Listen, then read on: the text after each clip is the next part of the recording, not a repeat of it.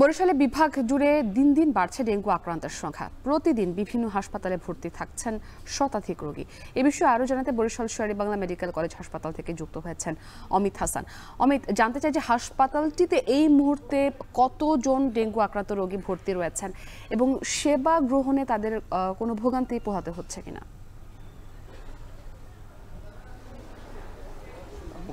চলতি বছরের সেপ্টেম্বর মাস থেকে এই ডেঙ্গু আক্রান্তের সংখ্যা বাড়তে রয়েছে বরিশালে, এবং আজ নভেম্বর এখন চলছে, তাতেও কিন্তু এই ডেঙ্গু আক্রান্তের সংখ্যা প্রতিনিয়তই কিন্তু বাড়ছে। এবং যদি বলি প্রতিদিন বরিশাল বিভাগে প্রায় 1 শতাধিক রোগী কিন্তু ভর্তি থাকছে বিভিন্ন হাসপাতালে। এবং এই মুহূর্তে আমি রয়েছি বরিশাল শের-ই-বাংলা মেডিকেল কলেজ হাসপাতালে। এই হাসপাতালটিতে এখন ভর্তি রয়েছে প্রায় 74 জন রোগী, এবং চলতি বছর মোট আক্রান্ত হয়েছে বরিশাল বিভাগে 6493 জন।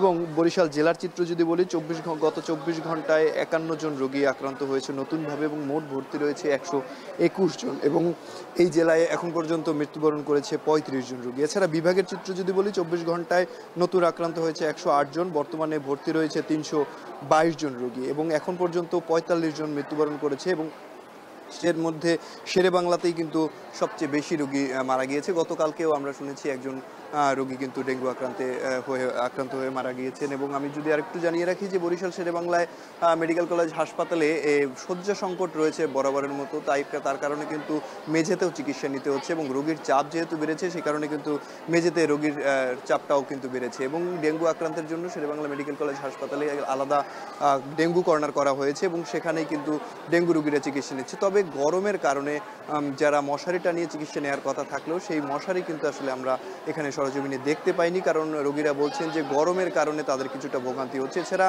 অপরিষ্কার থাকার কারণে মেডিকেলের যে বেডের আশপাশে কিছু অপরিষ্কার থাকার কারণে কিংবা ওয়াশরুমের সমস্যার কারণে কিন্তু তারা কিছুটা ভোগান্তিতে পড়ছেন বলে জানিয়েছেন। তবে চিকিৎসা সেবায় কোনো ধরনের সমস্যা হচ্ছে না বলে তারা জানিয়েছেন। এবং মেডিকেল কলেজ হাসপাতাল কর্তৃপক্ষ তারা বলছেন যে ডেঙ্গু আক্রান্তের সংখ্যা বাড়ছে, সে কারণে কিন্তু তাদের কিছুটা হিমশিম খেতে হচ্ছে, তবে চিকিৎসা সেবা নিয়ে কোনো ধরনের ঘাটতি হচ্ছে না বলে তারা জানিয়েছেন। তো বরিশাল শের-ই-বাংলা মেডিকেল কলেজ হাসপাতাল থেকে এই ছিল আমার কাছে সর্বশেষ মুক্তি।